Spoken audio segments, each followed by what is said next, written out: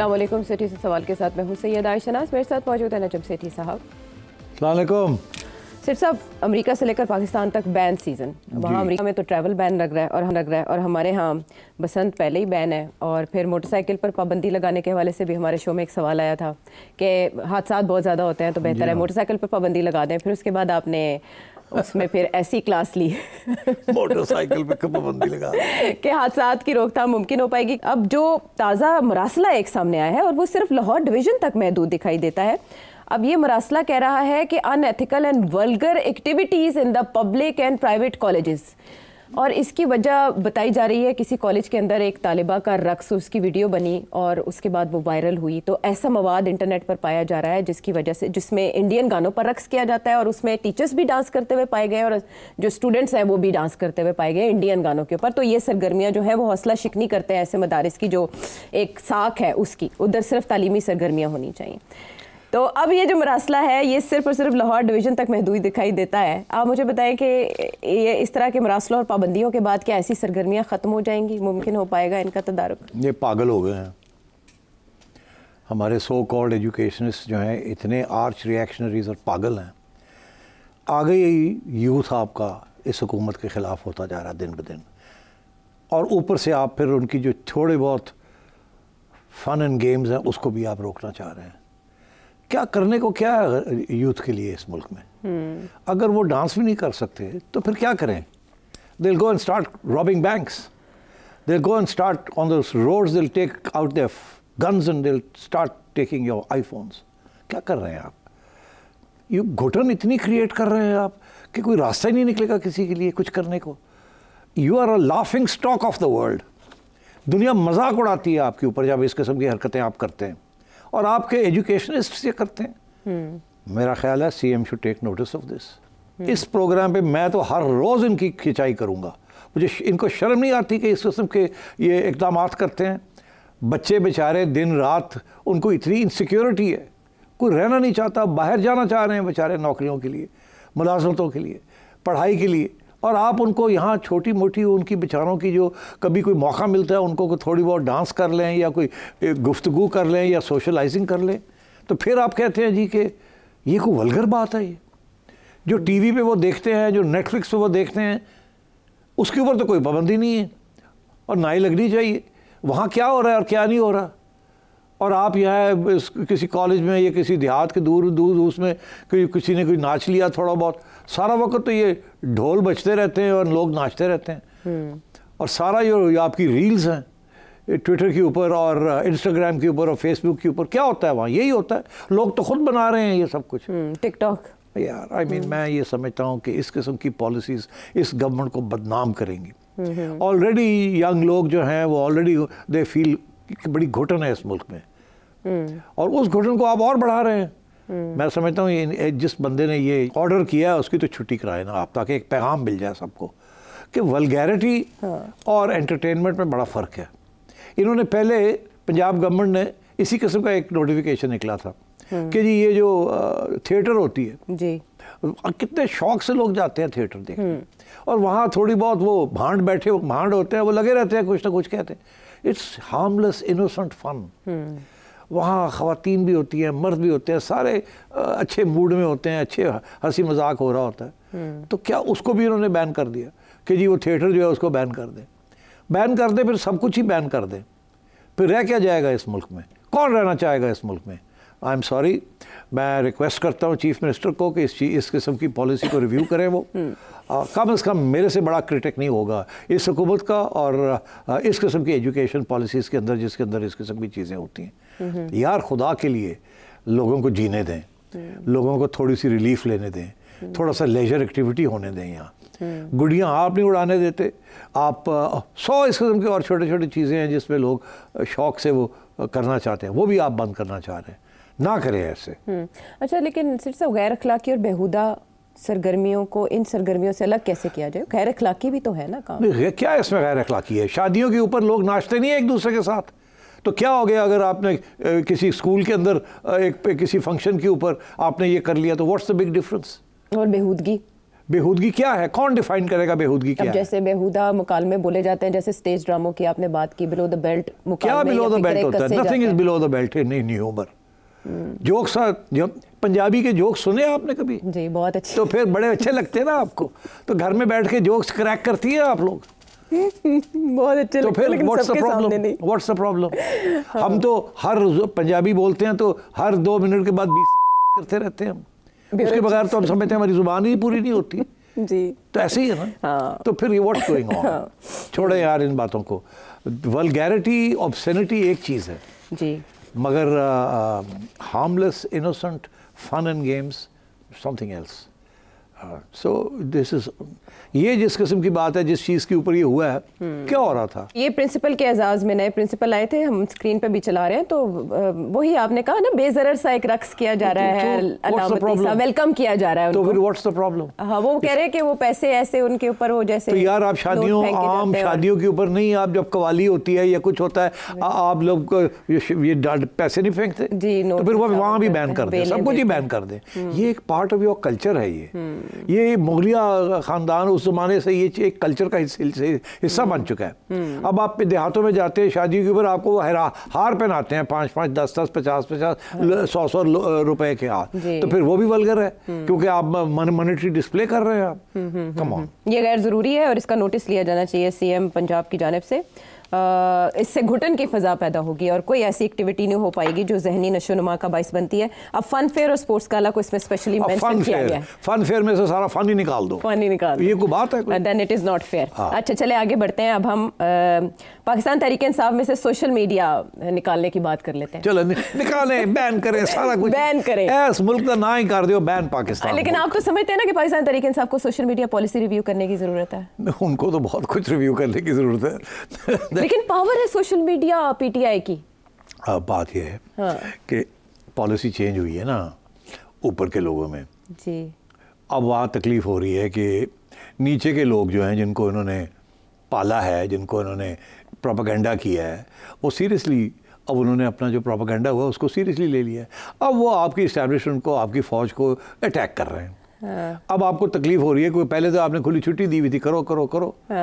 अब क्योंकि आप किस मेकअप करना चाह रहे हैं, तो सोच रहे हैं कि उनको किस तरीके से रोका जाए। ओ भाई, वो तो आपके हाथ से निकल गए, बेलगाम है वो, बेलगाम है वो। और वो बिकॉज ये सियासी जमात नहीं है, ये एक मूवमेंट है। अच्छा। ये इतनी बड़ी जो सोशल मीडिया कैंपेन्स चलती हैं, ये ऑर्गेनाइज्ड, इनमें से बहुत छोटा हिस्सा है जो ऑर्गेनाइज्ड है, बहुत सा हिस्सा है जो स्पॉन्टेनियस है। हर बंदा जो सपोर्टर है इमरान खान, उसका उसकी प्यार में, उसकी मोहब्बत में उन्होंने अपने शुरू कर दिए।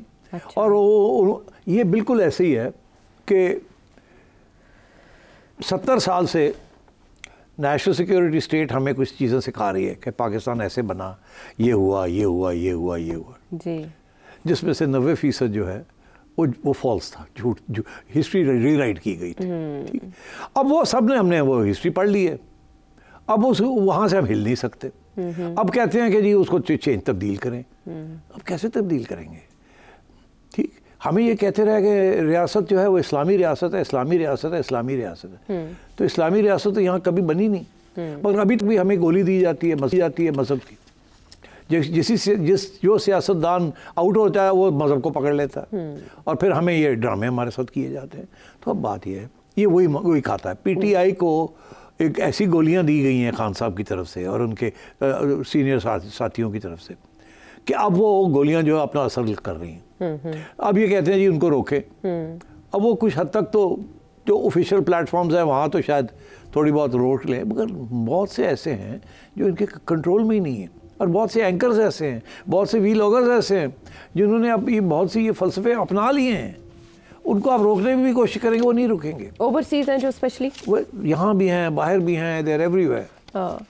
And by the way that is one reason why their social media is so effective, because it is partly disorganised. उसको रोकना खुद पार्टी नहीं रोक सकती, इमरान खान रोक सकते, इमरान खान भी नहीं रोक सकता इन माई व्यू।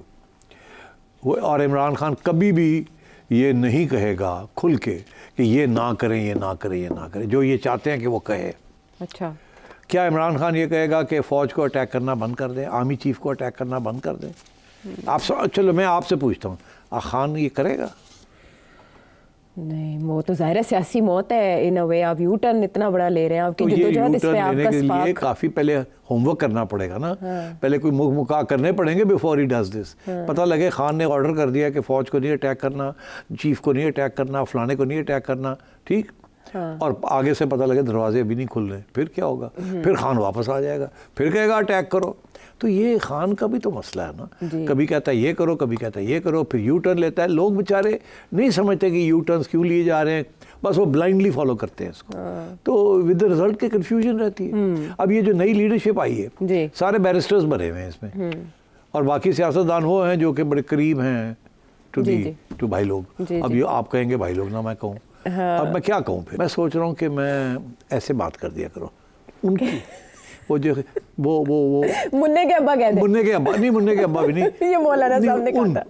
उनको वो है ना, वो सुनो जी अजी सुनते हो। हाँ, मैं क्या जी, वो नाम नहीं लेते ना, खवातीन हस्बैंड का नाम नहीं लेती ना। मैं क्या जी, सुनो जी, अजी सुनिए। हाँ तो सुनिए। तो मेरा ख्याल है मैं भी ये कह रहा हूँ सुनो जी, ना ही ना लवो तुसी हुण, ये हमें करना पड़ रहा है। आप सोचो, this is not going anywhere. ये बदनामी हो रही है आपकी एस्टैब्लिशमेंट के भी और बाकी लोगों के भी। यार टेक इट इजी, चलने दो मामले को, खुलो चीज़ें, खोलो। आप समझे कि लोग बेवकूफ़ नहीं हैं, सब समझते हैं कौन क्या है। तो इसलिए जितनी ज़्यादा आप घुटन कम करेंगे और माशरे को खोलेंगे आप, उतना आपके फ़ायदे की बात है।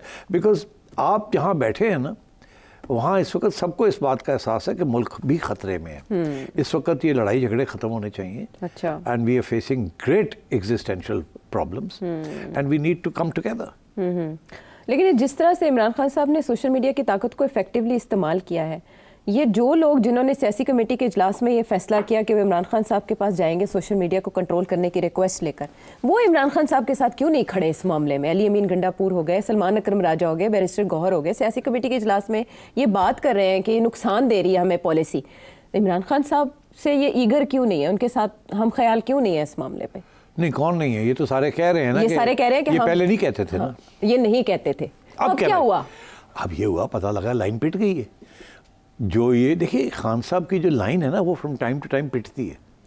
पहले वो कहते हैं सड़कों पे चढ़ जाओ, लाइन पिट गई।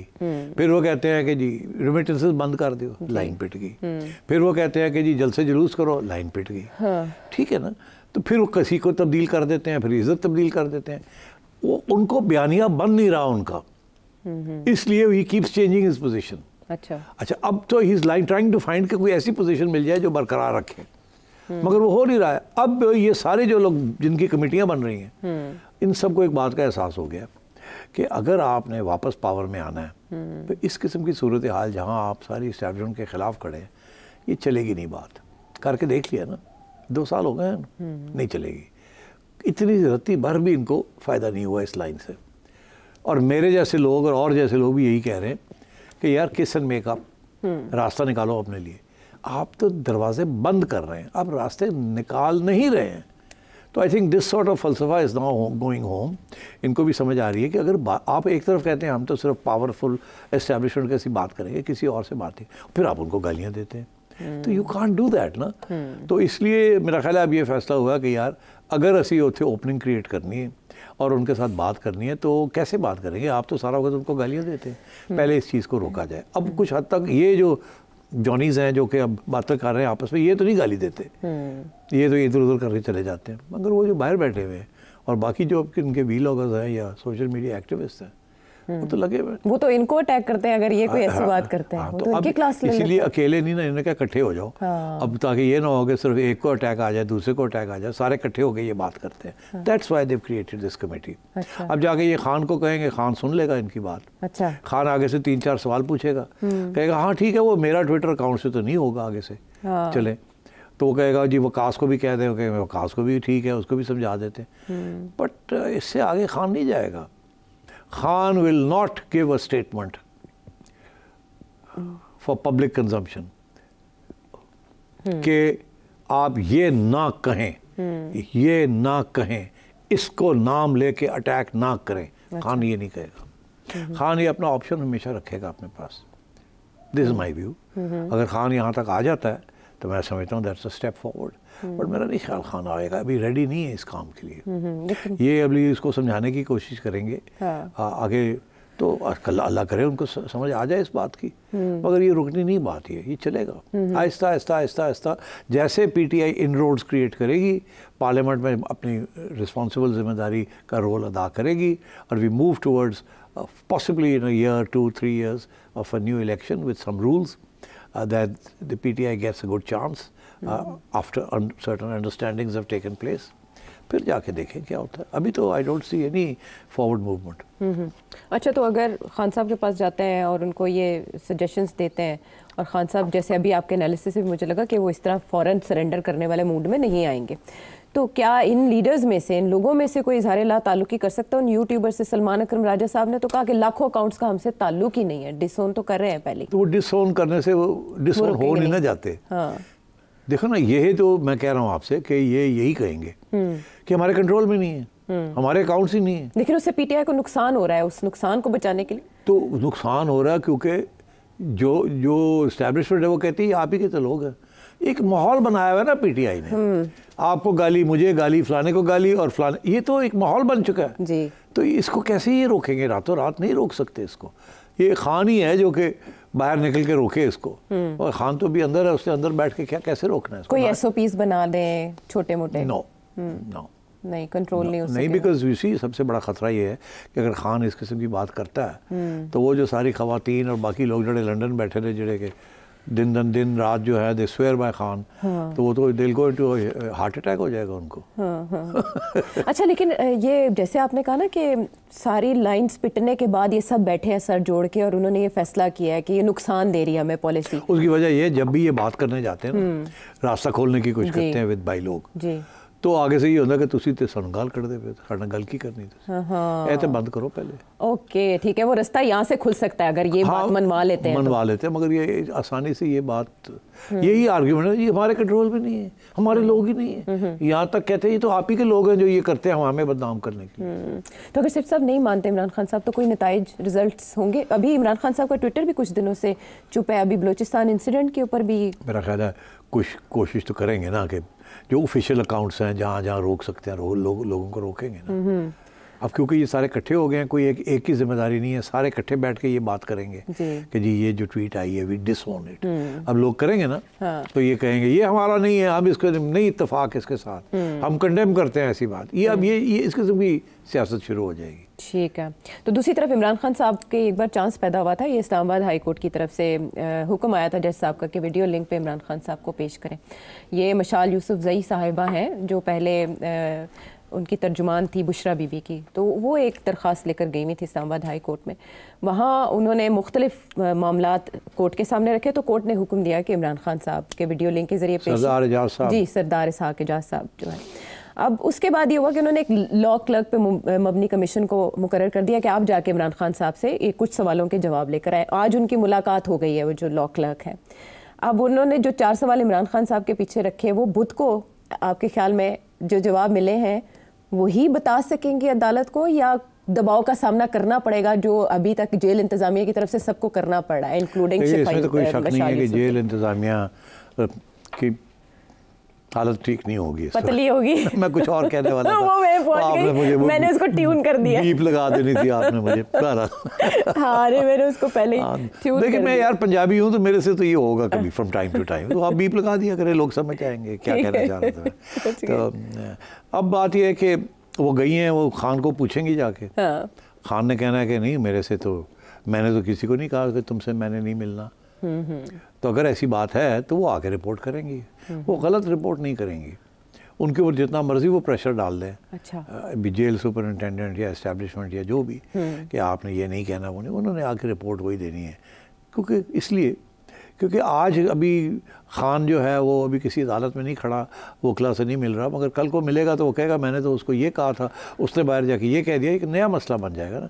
सो she is not going to lie, she will report faithfully कि मैंने खान को ये पूछा, खान ने ये कहा, मैंने खान को ये पूछा, खान ने ये कहा। सो ये तो होगा। अब आगे क्या होता है, या तो ये है कि जेन्युइनली खान ने कहा था मैंने नहीं मिलना, ठीक, तो फिर तो मसला हल हो गया जी। और फिर और तबसरे होंगे कि खान ने क्यों नहीं मशाल से मिलने से इनकार क्यों चक्कर की है, वो क्या करने गई थी, खान को क्या उसके बारे में बताया गया था पहले। Because don't forget Bushra Bibi ने तो उनको फारग कर दिया ना जी। तो अब अगर ये जा रही हैं तो खान को तो इस बात का पता है ना कि मेरी अहलिया ने इनको छुट्टी करा दी है, कोई वजह होगी ना, और वो वजह बुशरा बीबी ने खान को बताई होगी। बिल्कुल। तो ये भी मुमकिन है कि खान ने कहा मैंने नहीं मिलना, तो अब जाके पता चलेगा क्या हुआ, मगर जो भी वो आके कहेंगी वो सच होगा। That's the point I'm making. ठीक है, ये मेरा सवाल था कि किसी दबाव का शिकार तो नहीं हो जाएंगी। I don't think सकीना बंगिश साहिबा लॉ क्लर्क जो जाके Don't forget this is the same judge. ये वही जज साहब हैं जो कि वो 5 वालों में से एक जो लेटर लिखा गया था। जी, लेटर वाले जज हैं। अच्छा। तो ये समझो कि the gentleman is serious. No doubt. और उस दिन वाकई हेडलाइंस बनी, पूरा सोशल मीडिया भर गया कि इमरान खान साहब की या तो वीडियो लिंक पर रूनुमाई हो सकती है या उन्हें ज़ाती हैसियत में पेश किया जा सकता है क्योंकि जज साहब हैं। उसके बाद क्या हुआ वो सबके सामने। वापस आते हैं हम एक ब्रेक के बाद।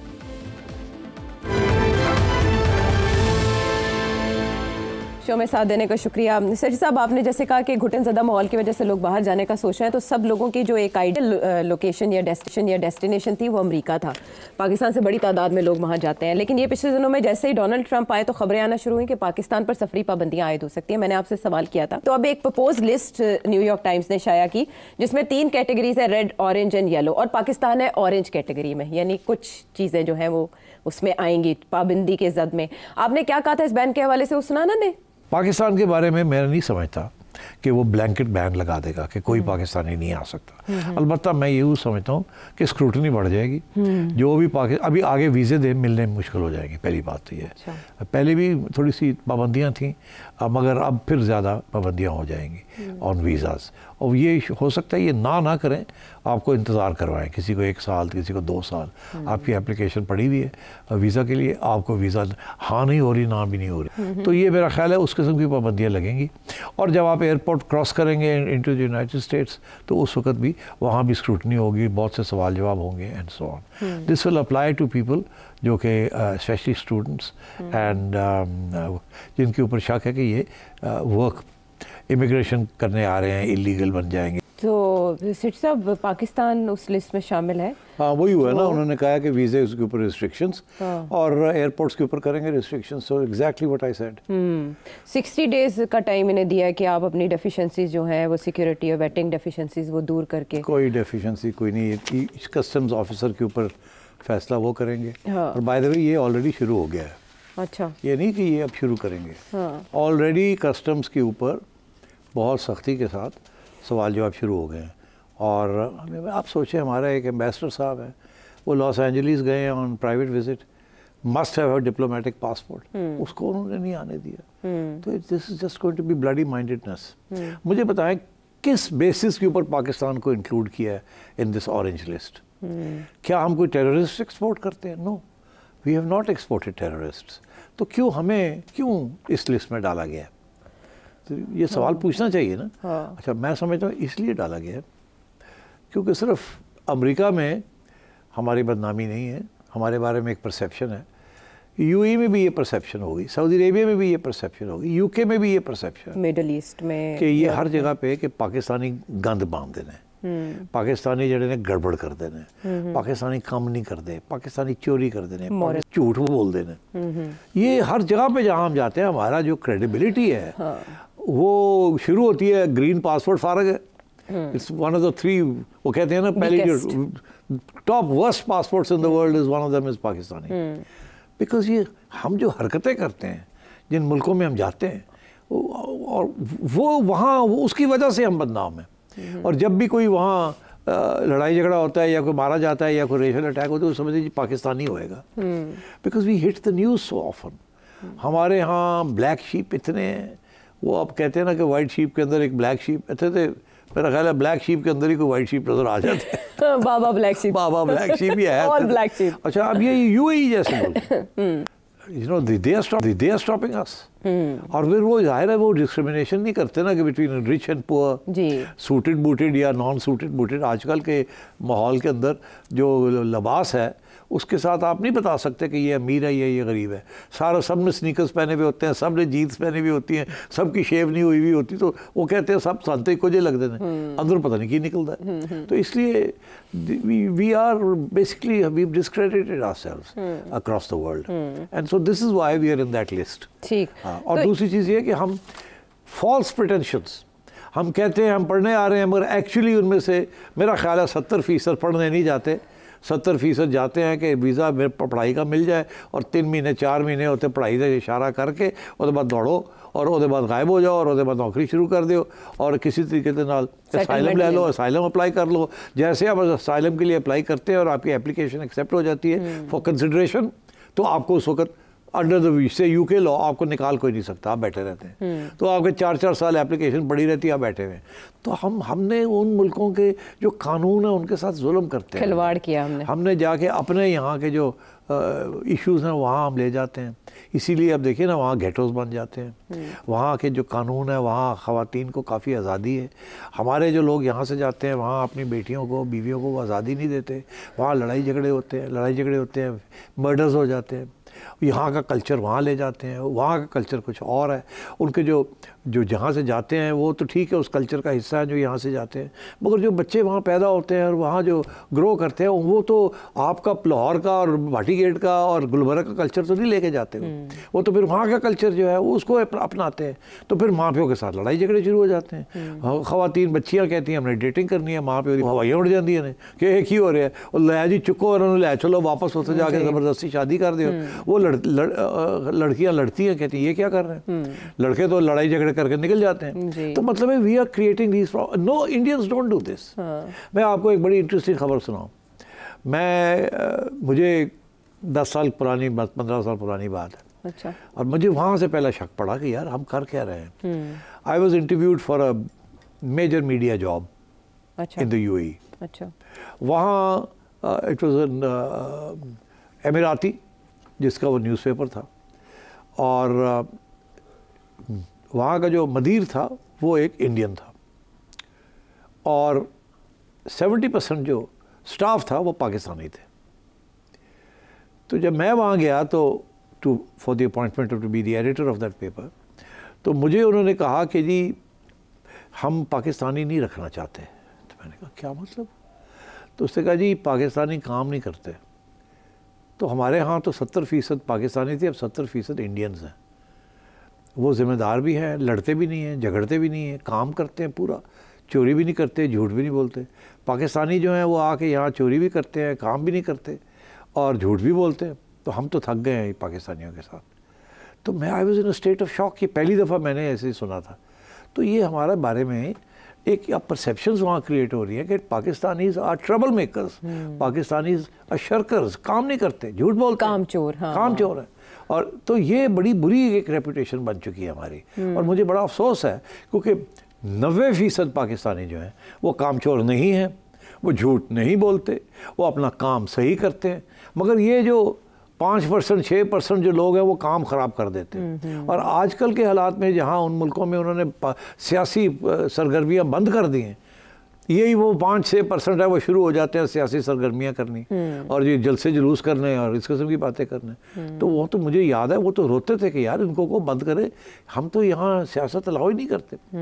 तो ये आ गए अपने PTI के लेके झंडे लेके आ गए हैं यहाँ और ये शुरू हो गए हैं डेमोन्स्ट्रेशन करना। इनको कहें बंद करें नहीं तो हम भेज देंगे वापस। तो उन्होंने बंद तो नहीं किया, अभी भी वो लगे रहते हैं, इधर उधर करते रहते हैं। तो उन्होंने फिर सबके ऊपर ही पाबंदियां लगा दी। वीज़ा देना तो यही होता है अमेरिका में भी आप देख रहे हैं। तो और बरतानिया में भी ये हो जाएगा किसी स्टेज पे, यूरोप में तो ऑलरेडी होना शुरू हो गया। तो मैं ये समझता हूँ कि हम एज अ कॉम बड़ी ट्रेजेडी है, इट्स रियली ट्रेजेडी के हमारे लोग जो हैं वो किसी किस्म के डिसिप्लिन या में नहीं आते और वही फ्री फॉर ऑल जो यहाँ है वही जहाँ जाते हैं वहाँ वो फ्री फॉर ऑल शुरू कर देते हैं। एंड विच इज़ वाई ये पाबंदियाँ लगनी शुरू हो गई यहाँ पे। तो ये भी डोनाल्ड ट्रंप के लिए भी केक वॉक ही होगी या ये भी अदालतों में चैलेंज होगा उसी बैन की तरह जो उन्होंने पहले एक मुस्लिम बैन लगाया था दौरे इक़्तिदार? अभी बहुत से उसके जो इंस्ट्रक्शन ऑर्डर्स एग्जीक्यूटिव ऑर्डर्स हैं वो चैलेंज हो रहे हैं वन बाय वन। और ये इतना आसान नहीं होगा, उसकी वजह कि इसके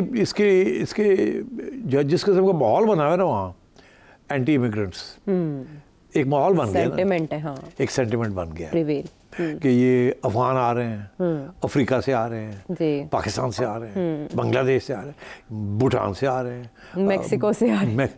ये वो लोग हैं जिन्हें कहीं नौकरियां नहीं मिलती, they are the worst of those countries. ये उठ के हमारे यहाँ आ रहे हैं और हमारे वसाइल पे काबिज हो रहे हैं, हमारे साफ पानी में नौकरियां ले रहे हैं हमारी। तो पहले ही अमेरिका में प्रोफेशनल्स, डॉक्टर्स, इंजीनियर्स, साइंटिस्ट्स, अब आहिस्ता आहिस्ता वहाँ भी कोशिश, अब फॉर एग्जांपल न्यूयॉर्क चले जाएं, मैं न्यूयॉर्क जा रहा था, अभी गया था, तो अभी मैं सड़क पे चल रहा था तो आवाज़ आई, सेठी साहब। और मैं क्या की हो गई, मैंने इधर उधर देखा, समझ ना आया, सेठी साहब। वो मैंने ऐसे देखा, वो येलो कैब, अच्छा, वो ट्रैफिक लाइट पे खड़ी और बंदा कह रहा है सेठी साहब, सेठी साहब। वो बेचारी अंदर कोई गोरी बैठी हुई, और ये he doesn't give a damn about के अंदर क्यों हो रहा है, वो बेचारी बड़ी परेशान के किसको आवाजें दे रही, चीखना शुरू हो गया। क्यों हो गया? क्या किया कि वो बेचारी बैठी हुई है, उसने गाड़ी निकाल के तो वो कर पे खड़ी कर भागा आया मुझे सलाम ले। और मैं क्या की थैंक यू तो वो कह जी वो कोई गल नहीं देखी जाएगी, और सेठी साहब एक तस्वीर खींची। वो मैं कही यार ना कर ऐसा, रूल्स ही सारे तोड़ दिए जी, ऐसी की तैसी। वो तो वही ट्रैफिक लाइट पे गाड़ी खड़ी करके आने वाला था, तो फिर खैर भागा आगा, नहीं जी मेरा चलान हो जाएगा, मैं दौड़ना। तो मतलब है कि यार यू डोंट डू दिस। मगर प्यार मोहब्बत रिश्तेदारियाँ एक कल्चर है, खुला डुला मिजाज है ना, मिजाज है। अब वो क्या करें, वहाँ का मिजाज और है बिल्कुल, वो डिसिप्लिन है, उसके लिए कुछ भी लाइन में खड़े हो, ये करो, ओहो अच्छे थे यार कि तिक्का मारे आगे निकल गए, देखी जाएगी बाद। अब ये इस किस्म के प्रॉब्लम्स हैं, एंड सो आई थिंक अब यहाँ से भी वो लोग वो जाने शुरू हो गए वहाँ जो कि इतने हाई लेवल प्रोफेशनल्स नहीं है, विद द रिजल्ट दैट यहाँ डेस्परेशन यहाँ की ज्यादा है, इस वजह से। एग्जैक्टली। एक ज़माना था कि वहाँ की पुल होती थी, यहाँ से पुश नहीं होती थी। यहाँ माहौल अच्छा था, मुलाजमतें मिल जाती थी, सब कुछ ठीक था, फैमिलीज थे, यूनिट्स। अब फैमिली यूनिट भी टूट रहे हैं, क्रिमिनलिटी बढ़ रही है, इनसिक्योरिटी बढ़ रही है, तो पुश फैक्टर भी शुरू हो गया है। और वहाँ का जो पुल फैक्टर था वो अब कम होता जा रहा है, और यहाँ से पुश फैक्टर बढ़ता जा रहा है। तो सिर्फ सब ये रिव्यू होगी, ये लिस्ट, या आप समझते हैं ये रिव्यू होगी। अच्छा। अब इनमें से कुछ मुल्क हैं वो डिप्लोमेटिक प्रेशर डालेंगे, और मेरा ख्याल है 3 से 6 माह में फिर इसको रिव्यू करेंगे, और इसमें से कुछ कंट्रीज ऐड हो जाएंगी, कुछ कंट्रीज निकल जाएंगी। कोशिश करें कि पाकिस्तान निकल जाए इसमें से। अभी तो वो बी में है ना, तो सी में आ जाए तो बेहतर हो जाएगा ना। ठीक है, और इनसे येलो में आ जाए। ठीक है। Analysis about this New York times report के बैन में की जद में आने वाले ममालिक कौन कौन से हैं, इस पर एनालिसिस आपने जाना। वापस आते हैं हम एक ब्रेक के बाद।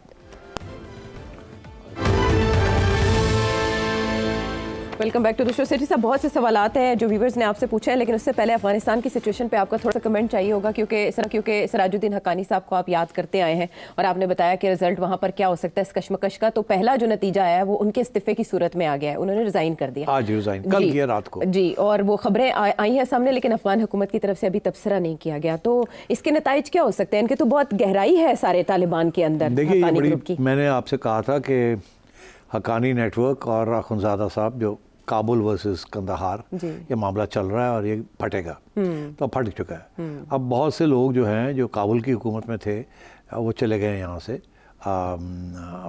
दुबई, वहाँ जाके बैठ गए। हक्कानी साहब भी 50 दिन से ज़्यादा बाहर रहे हैं, और इसलिए रहे हैं, पता ये चल रहा है कि इनको ऑर्डर हो गए थे इनको रिमूव किया जाए एज इंटीरियर मिनिस्टर, और इनके डिप्टी को लगा दिया जाए डिफेक्टो, पावर सारा उधर। तो इनको शक पड़ गया था कि मेरी छुट्टी होने वाली है या मुझे असैसिनेट कर देंगे। वो पहले भी एक असैसिनेशन, और तो ये वहाँ से निकल गए थे। अब ये आ गए हैं वापस, ये बहुत अहम है ये बात, ये पहली बात से भी ज़्यादा अहम है। ये जो वापस आ गए हैं और खौफ में चाह के बैठ गए हैं और अपना इस्तीफा अनाउंस कर दिया, it is a clear signal कि पावर स्ट्रगल शुरू हो चुकी है। अब power struggle between at least 2 different groups. एक ग्रुप होगा, और मैं मुख्तसर बात करता हूँ इसके ऊपर, अगले हफ्ते डिटेल में बात करेंगे। ठीक। एक ग्रुप होगा अखुनजादा, TTP, BLA, और इसको हमायत होगी ईरान की। Not India? नहीं, वो तो इंडिया तो ऑब्वियस है ना, वो तो हम कहने की जरूरत नहीं है उसकी। चलिए मैं कह देता हूँ, इंडिया और Iran will support Mullah Haibatullah group. ये इनके जो अलाइज होंगे वो TTP होगा और BLA होंगे, वेरी स्ट्रांग। ठीक, ये 5 का ग्रुप बन रहा है। दूसरी तरफ हक्कानी नेटवर्क पाकिस्तान, अमेरिका और 3-4 ग्रुप्स हैं वहाँ, जो कि रशीद दोस्तम का ग्रुप है, ऊपर ताजिक उज़्बेक ग्रुप्स है, वो सारे इनके साथ आएंगे। उज़्बेकिस्तान के भी लोग हैं और कज़ाकिस्तान के भी हैं, वो सारे ग्रुप्स इनके साथ जाएंगे। तो अब आप देखिएगा कि सूरत हाल वहाँ बिगड़ेगी और अच्छी खासी बिगड़ेगी। और शायद इसमें अब 2 सूरतें हो सकती हैं और यहीं आज बात बंद करेंगे हम।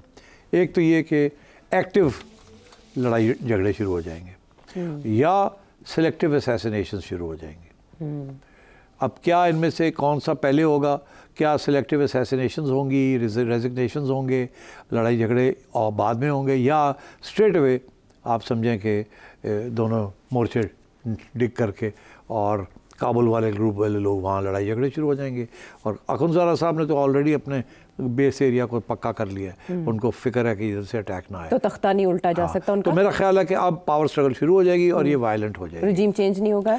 रजीम चेंज आप समझे ना कि जब ये पावर स्ट्रगल शुरू हो जाती तो रजीम तो रहती नहीं है ना। ठीक है, दिस इज अब ये है कि इन थियरी तो अखुंज़ादा इज़ द हेड, मगर अब हकानी नेटवर्क जब है उनके और उनके साथी वो इनको निकालने की कोशिश करेंगे और पावर सीज करने की कोशिश करेंगे as head of the Taliban, तो क्या होगा? चले आने वाले शोज में सिट साहब से जानेंगे कि इस सिचुएशन का फायदा कौन कौन सी पावर्स। अब आपके सवालों की बारी और लाहौर से सबसे पहले है फरा। हर अदारे का थिंक टैंक होता है, तो हमारे अदारे का भी थिंक टैंक होगा, तो वो जो फैसले 10-20 साल पहले करने हैं थिंक टैंक ने, इंटरनेशनली जिसकी जरूरत है या मकामी तौर पर जिसकी जरूरत है, तो वो क्यों नहीं करते? बाद में क्यों हमें ख्याल आता है कि ये 10 साल 20 साल पहले हम कर लेते तो ये हाल मुल्क का ना होता? ये मुझे बताएं कि वो थिंक टैंक कहाँ है और वो किसके लिए काम करते हैं अगर मुल्क के लिए काम नहीं करना? थिंक टैंक इस मुल्क में थिंक टैंक्स कोई नहीं है, 3-4 हैं, उनको थिंक टैंक नहीं आप कह सकते।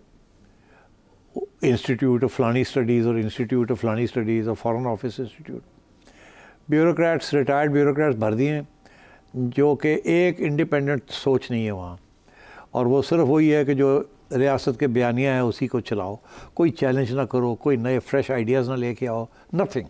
थिंक टैंक तो वो होता है जो थिंक करता है, ये टैंक्स हैं, थिंक कोई नहीं खाता यहाँ। ये बिल्कुल जिसे अंग्रेज़ी का लफ्ज़ है सिनेक्योर्स, मतलब लोगों को पार्क करने के लिए रिटायरमेंट के बाद, तो ये वो खाते खुले हुए हैं, इसलिए कोई वहाँ इंडिपेंडेंट रिसर्च या थाट नहीं है वहाँ। तो इसलिए ये किसको फीड करेंगे? जिनको फीड करना है वो है आपकी national security establishment. National security establishment बड़ी इंटरेस्टिंग है। 1-2 उनकी मेन थीम्स हैं जो 70 साल से चल रही हैं। वो ये है कि India is the enemy, everything revolves around India is the enemy. कोई हमने अमन की बात नहीं करनी, हमने डिफेंस एक्सपेंडिचर्स को तकड़ा रखना है, हमने न्यूक्लियर भी बनाना है, हमने ये भी करना है, तो कोई इंडिपेंडेंट थिंकिंग नहीं है। इसलिए जब यू टर्न लेने की बात आती है या नई फॉर्मुलेशन करने की बात आती है, they are not equipped to do it. इनके लिए बड़ा मुश्किल हो जाता है, किसी में हिम्मत नहीं होती। Even a big great institution like the national defence college, जो अब यूनिवर्सिटी बन चुका है, जहाँ थोड़ी बहुत फ्रीडम है to speak and give new ideas, मगर वो आइडियाज़ जो है ना, उनको कोई एक्सप्लोरेशन नहीं होती वहाँ। जो बाहर से लोग आते हैं वो भी बड़ा सोच समझ के बात करते हैं, नहीं तो बैन ही ना हो जाए। मैंने वहाँ एक ज़माने में कुछ बातें की थी, उस वक्त तो बड़ी उसकी वाह वाह हो गई थी, बाद में मुझे बैन कर दिया, आज तक मैं बैन ही हूँ। तो अगर मेरी बात सुनने के लिए तैयार नहीं तो थिंक टैंक कहाँ की बात है? तो इसलिए आई एम अफ्रेड यहाँ कल्चर ही नहीं है थिंक टैंक का। यहाँ कल्चर है जी हजूरी का, यहाँ कल्चर है स्टेटस को का, और वही चल रहा है इस वक्त। इसलिए अगर आप समझते हैं कि यहाँ कोई फ्रेश थिंकिंग होगी, specially on national security issues, very difficult. जो नेशनल सिक्योरिटी इस्टेब्लिशमेंट के लोग आते हैं ना, 3-3 साल 2-2 साल के लिए आते हैं एक ओहदे के लिए, आपका ख्याल है वो कश्ती को हिलाएंगे? सवाल ही पैदा नहीं होता। वो तो already they are thinking of the कि अब रिटायरमेंट है, 2 साल असी इत्थे रहना है, उसके बाद असी जाना है, प्लॉट ले लिए, ए कर लिए, वो कर लिए। There is no incentive for fresh thinking and for new policy formulations. America में तो the whole notion of think tank तो अमेरिका से निकला है ना, कि जी फीड करें into the establishment, new ideas, new processes, research करें, ये बताएं। यहाँ तो है ही नहीं वो। तो एक ज़माने में हमारा planning commission used to be your economic think tank. Ayub Khan के ज़माने में हमारी प्लानिंग कमीशन ऑफ पाकिस्तान एक बहुत अहम इदारा था। वहाँ 5 ईयर प्लान्स भी बनते थे, सब कुछ होता था। अब अगर अब प्लानिंग कमीशन भी हो गया, I am sorry to say, there is nothing there also. So therefore, there's a poverty of philosophy, और unfortunately poverty of philosophy जो है leads only to one thing, the philosophy of poverty. यहाँ philosophy of poverty को किसी ने समझा ही नहीं है कि जी गुर्बत यहाँ क्यों है और उसको कैसे ख़त्म किया जाए। गुर्बत का फ़लसफ़ा है गुर्बत। अदील अहमद, हम पहले ऑडियो मैसेज भेजते थे सिटी साहब को, फिर उनकी स्पेशल रिक्वेस्ट पे हमें कहा गया कि जी आप वीडियो मैसेज बना के भेजा करें। तो अल्हम्दुलिल्लाह जब से वीडियो मैसेज बना के भेजना शुरू किए हैं तो कभी सिडनी से गालियां पड़ी हैं, कभी कोई एडिलेट से मैसेज करके गालियां दे रहा है, कभी कोई पाकिस्तान से अल्हम्दुलिल्लाह इतने अच्छे लफ्जों में याद कर रहा है। एक दोस्त ने तो आपको इल्यूमिनाती फेथ का रिलीजन का जो है वो मेंबर करार दे दिया कि जी वाडा तू आया सेठी सवाल भेजते हैं। ये मैं जिनकी आपको एग्जाम्पल्स दे रहा हूँ, दिस इज द क्रीम, मतलब पढ़े लिखे लोग हैं, सब एजुकेटेड लोग हैं। हम पिछले कितने 14-15 साल से हम बना रहे हैं एक माइंडसेट, फलां भी चोर है, फलां भी चोर है, फलां डाकू है, बस जिसके बारे में जो डिसइंफॉर्मेशन फैला दी गई। अब सडनली आके इतने सालों बाद अब आके अगर रियासत चाहती है कि ये पॉलिसी शिफ्ट की जाए और वो नहीं हो रही, जाहिर बात है टाइम लगता है हर चीज को, तो वो कैसे रिएक्ट ना करें लोग? बहुत अच्छा सवाल है आपने कहा। 15 साल, मैं कहता हूँ 70 साल से ये कहा जा रहा है सियासतदान गलीज़ हैं, सियासतदान चोर हैं, गंदे हैं, और ये अनपेट्रियाटिक है। अब मीडिया के बारे में भी जब थोड़ी सी आज़ादी मीडिया को मिली तो मीडिया के बारे में भी यही सोच है कि जो बंदा तनकीद करता है या इत्तेफाक नहीं करता उन लोगों के साथ तो वो अनपेट्रियाटिक हो जाता है। तो आप सही कह रहे हैं। अब ये जो नून लीग वाले हैं और ये पीपल्स पार्टी वाले हैं, जब 1988 के बाद इनकी हुकूमतें आई गई, ये एक तो ये कि इस्टेब्लिशमेंट इनको चोर चोर चोर चोर, फिर ये एक दूसरे को चोर चोर चोर चोर। तो अब क्या ये समझते हैं कि ये जो नौजवान तबका जो चोर चोर चोर चोर सुनता है वो अब आपको कहेगा कि नहीं ये तो चोर नहीं है, चोर चोर चोर चोर। और खान साहब आए हैं तो वो तो उन्होंने तो जिन्होंने कहना किल ठोकता कि है ही चोर, इन्होंने तो गल ही नहीं की जा सकती। और फिर आप जब इनको साथ लेके चलते हैं बिकॉज आपका और कोई चारा नहीं है, तो फिर आप समझते हैं कि लोग चुप करके सुन लेंगे। वो गुस्सा तो चढ़ेगा कि यार सानू तो तुसी कैसी चोर ने, हुण तुसी इन्होंने जप्पी पा के बैठे हो, एंड सो ऑन। तो आप सही कह रहे हैं, ये हमारी बदकिस्मती है। और इसीलिए मैं ये कहता हूँ, ये जो घुटन है ना, ये जो प्रोपेगेंडा है, ये घूम फिर के आपके गले पड़ता है।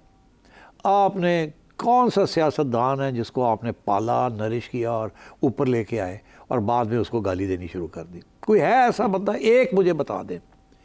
जुल्फ़िकार अली भुट्टो से लेके इमरान खान तक हर सियासतदान को आप लेके आए हैं, आपने उसको बनाया, आप लेके आए, आपने गाली दी, आपने निकाला, आप दूसरे को लेके आए, आपने गाली दी, आपने उसको निकाला। अब आप क्या समझते हैं कि आप जैसे लोग, हम जैसे लोग, फिर हम क्या करें?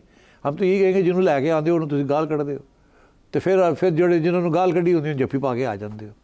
तो ये I think it's time to stop this is, ये तो डेमोक्रेटिक इंस्टीट्यूशंस ऐसी वीक होती हैं, फिर वो स्ट्रक्चर ही नहीं चलता।